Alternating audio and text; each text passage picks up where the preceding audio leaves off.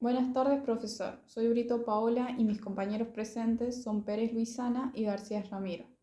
El día de hoy hablaremos sobre nuestro texto designado, que viene siendo Democracia y Revolución. Buenas tardes, profe. Yo voy a continuar hablando sobre el texto. El texto más que nada habla sobre la importancia de la influencia de la Revolución cubana en la década del 60 y el 70. Aunque muchos de estos movimientos surgieron en países con régimen dictatoriales o democracia, la mayoría no había logrado sus objetivos y muchos de ellos habían desaparecido tras su derrota. También habla de que algunos ex militantes revolucionarios habían logrado integrarse a la política formal de sus países, como por ejemplo tenemos el caso de José Mujica de Uruguay, Dilma Rousseff en Brasil y Mauricio Funes en El Salvador. Estos actores políticos que antes combatían sistemas políticos ahora defienden estos sistemas desde posiciones de poder. Lo más destacado de tal texto es la transformación política de la izquierda latinoamericana, tras las dictaduras militantes y el fin del socialismo real. También señala que hoy en día muchos sectores de la izquierda ya no cuestionan el modelo capitalista ni tampoco buscan una transformación social profunda, sino que aceptan la ortodoxia neoliberal y en ocasiones solo intentan humanizar las políticas sociales. Además, la democracia representativa y los derechos humanos pasaron a ser demandas centrales en las luchas contra la dictadura. Esta transformación también llevó a una reinterpretación del pasado militante, donde figuras que antes defendían ideales revolucionarios ahora actúan dentro del sistema político, como por ejemplo el caso del presidente Mujica. También señala que el autoritarismo está íntimamente relacionado con las interpretaciones que la izquierda hizo sobre la democracia. Se destaca también la división que planteaba la izquierda entre democracia y revolución. Finalmente, se toma como ejemplo el movimiento de liberación nacional Tupamaros de Uruguay, que tuvo una propuesta revolucionaria adaptada al contexto nacional con una tradición democrática sólida hasta fines de los años 60, y que luego de todo esto, tras la dictadura, renunció a la lucha armada y se integró al sistema democrático electoral, logrando un éxito político importante. También cabe destacar que se mencionan dos figuras claves. Una de ellas es Ernesto Guevara, quien impulsó los ideales de que las fuerzas populares podían derrotar al ejército profesional durante la lucha, aunque esto tuvo sus limitaciones y errores. Luego tenemos a Fidel Castro, quien había formulado una ideología revolucionaria. Esta dividía la ciudad entre colonos imperialistas y colonizadores, explorando, siendo estos últimos los verdaderos representantes de la identidad nacional. La izquierda revolucionaria de los años 70 no habían desarrollado una reflexión sobre su propio proyecto político, limitándose a adoptar postulados. Cuba, tras su revolución, intentó convertirse en un modelo para otros movimientos de América Latina. Pero sí existió, no se basó en un modelo teórico debido a las condiciones de su contexto histórico. Esto más que nada había dificultado la reproducción inmediata de otros países. También habla de que la idea de la revolución en América Latina es inevitable debido a las condiciones de exploración. La conciencia revolucionaria de las masas, la crisis del imperialismo mundial y las luchas de los pueblos colonizados. Esta postura se fundamenta en el ejemplo de la Revolución cubana y se generaliza a todo el continente. Ahora va a continuar mi compañero. Bueno, en estas páginas el autor analiza cómo la Revolución cubana influyó en la izquierda latinoamericana de los años 60 y cómo la influencia se plasmó en el caso uruguayo, como el surgimiento del movimiento de la Liberación Nacional Tupamaros, la MLNT. Primero se señala que la izquierda revolucionaria latinoamericana no elaboró un pensamiento teórico profundo propio, sino que adoptó la crítica a los postulados del castrismo. Fidel Castro y el Che Guevara construyeron un discurso simplificado donde las sociedades se dividían en dos polos. La oligarquía aliada al imperialismo y el pueblo explotado. La revolución aparecía como inevitable y la democracia representativa era vista como una farsa al servicio de la élite. En este esquema la vía electoral se rechazaba y lo militar se colaboraba por encima de lo político. Eh, en este marco surge el ELNT en Uruguay a partir de debate dentro de la izquierda tras el impacto cubano. Militantes socialistas, anarquistas, comunistas y jóvenes racionalizados coincidieron en que los partidos tradicionales eran revolucionarios de discurso, pero incapaces de transformar la sociedad. Desde 1966, la LNT se constituyó como una organización revolucionaria y comenzó a preparar recursos, infraestructuras y acciones armadas. El crecimiento del movimiento se dio sobre todo a partir del 68, cuando la crisis política social del país se profundizó bajo el gobierno de Machado Areco. Entre 1969 y 1972, los Tupamaros fueron un factor político de gran peso, como las operaciones espectaculares que combinaron la acción militar y fuerte carga simbólica. Sin embargo, el aumento de la represión y la entrada directa de las Fuerzas Armadas en el 72 llevaron a su vez la rápida derrota y la desarticulación que, aunque el deterioro de la institución desembocó igualmente en el golpe de Estado del 73. Lo interesante es que la LNT representó una contradicción respecto al modelo castrista. Mientras que el castrismo proponía la lucha rural y el protagonismo de los campesinos, los tupamaros optaron por la lucha urbana casi heredita a partir de la ortodoxia revolucionaria. Además, Uruguay era un país con una larga tradición democrática, lo que hacía aún más fácil justificar la vía armada. La organización no buscaba defender la democracia existente, sino sustituirla por un modelo inspirado en Cuba, aunque claramente nunca fue definido. La estrategia de Tupamara no se limitó a la violencia, sino que construyó un discurso simbólico. Buscaba delegitimar la democracia uruguaya, representar al sistema como una máscara de dominación oligárquica y construir una identidad propia, enraizada en los legados artiguistas. Cada acción de la Armada llevaba un mensaje político, más que un golpe de Estado, era una narrativa épica destinada a mostrar la corrupción y la injusticia y la desigualdad. En definitiva, estas páginas, el autor muestra que la LNT cuestionó radicalmente la democracia representativa uruguaya, interpretándola como la fachada de un régimen autoritario y desigual. Y aunque su accionar terminó en derrota militar, dejó un planteo y un debate profundo sobre la relación entre la revolución y la democracia en una sociedad como fuerte tradición democrática como la de Uruguay. Noches.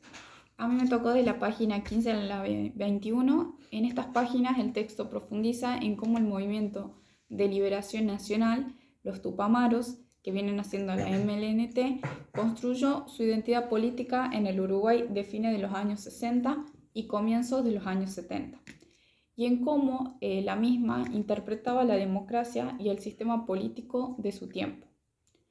Lo primero que resalta es que el MNT no elaboró una teoría sólida sobre la democracia.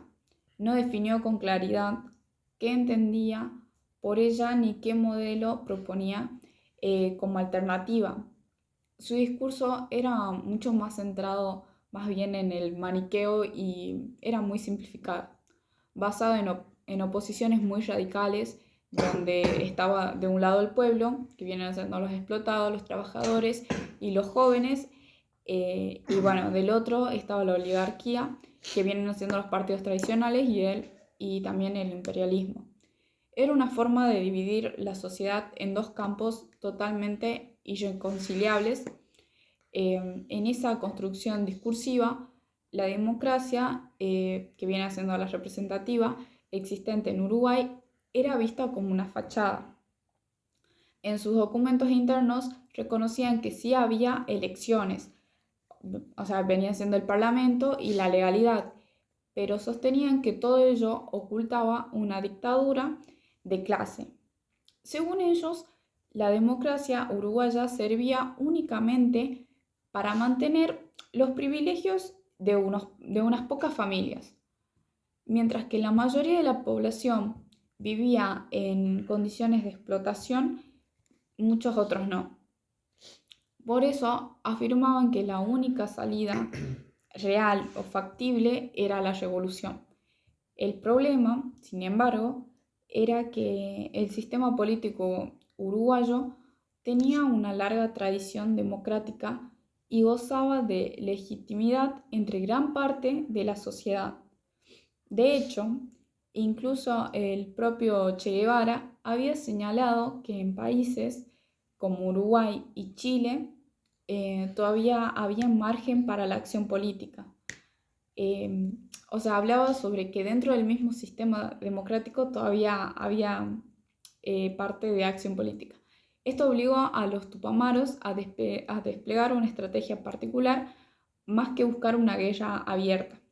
Apostaron a una combinación de violencia y de propaganda. Sus acciones armadas eran en buena medida acciones simbólicas. Cada secuestro, asalto o ataque tenía como objetivo principal transmitir un mensaje político, por supuesto. Por ejemplo, al asaltar una financiera clandestina y luego difundir los libros de contabilidad, que los mismos revelaban maniobras de evasión y corrupción, no se trataba solo de obtener recursos, sino de denunciar públicamente que las élites y hasta ministros del gobierno participaban en esas prácticas. Así, la violencia se usaba como un lenguaje, una manera de comunicarse con la sociedad. Después, bueno, tenemos que este enfoque generó lo que algunos autores llaman una narrativa épica. Viene haciendo que cada acción era representada como un episodio de lucha heroica, cargado totalmente de simbolismo que debía demostrar que la democracia uruguaya no era real, sino que era un disfraz de la dominación. También nos explica que para sostener esa visión, los tupamaros necesitaban construir una propia identidad que los acercara al pueblo uruguayo. Ellos se vieron obligados a vincularse con el legado de José Artigas, presentándose como sus herederos y como continuadores de una lucha totalmente inconclusa, que bueno, viene siendo por la justicia social y la verdadera independencia. Al mismo tiempo, como decía, debían deslegitimizar a sus enemigos. La oligarquía, los partidos tradicionales y el sistema político en general, de esta manera, buscaban convencer a los uruguayos de que no vivían en una democracia. O sea, no una democracia totalmente auténtica, sino que en un régimen corrupto y excluyente. Sin embargo, esta estrategia enfrentaba un gran desafío. A pesar de la crisis económica y del crecimiento autoritarismo de los gobiernos de fines de los 60, la mayoría de la población todavía valoraba la tradición democrática uruguaya, y confiaba en las vías electorales. Esto quedó especialmente claro en 1971, cuando se realizaron elecciones con la participación de todos los partidos, incluida la izquierda unificada en el Frente Amplio. Para muchos uruguayos, esa era la vía legítima para canalizar el descontento, lo cual cuestionaba directamente el discurso de los tupamaros. Bien, ante esa situación, el MLNT se vio obligado a definirse. Por un lado, mantuvo su escepticismo hacia las elecciones, afirmando que el sistema estaba manipulado por los poderosos y que nunca permitiría un triunfo popular. Por otro, se decidió apoyar al Frente Amplio de manera táctica, reconociendo que marginarse de ese proceso podía aislarlos.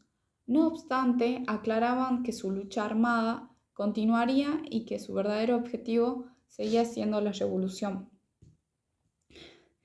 En síntesis, entre 1966 y 1972, los tupamaros construyeron un discurso que negaba la democracia representativa, al tiempo que intentaban legitimar una alternativa revolucionaria basada en símbolos, acciones completamente espectaculares y una narrativa de enfrentamiento entre pueblo y oligarquía.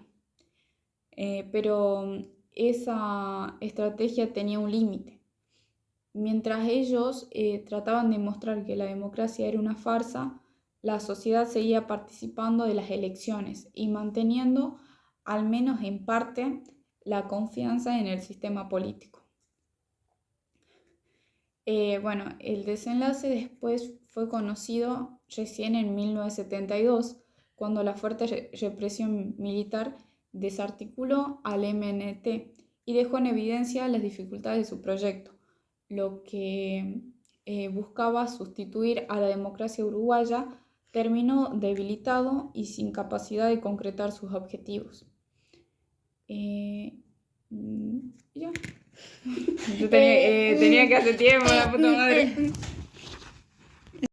Para terminar nuestra charla, necesitamos pensar en la relación complicada entre los grupos de izquierda, puesto que querían un gran cambio y también necesitaban la democracia.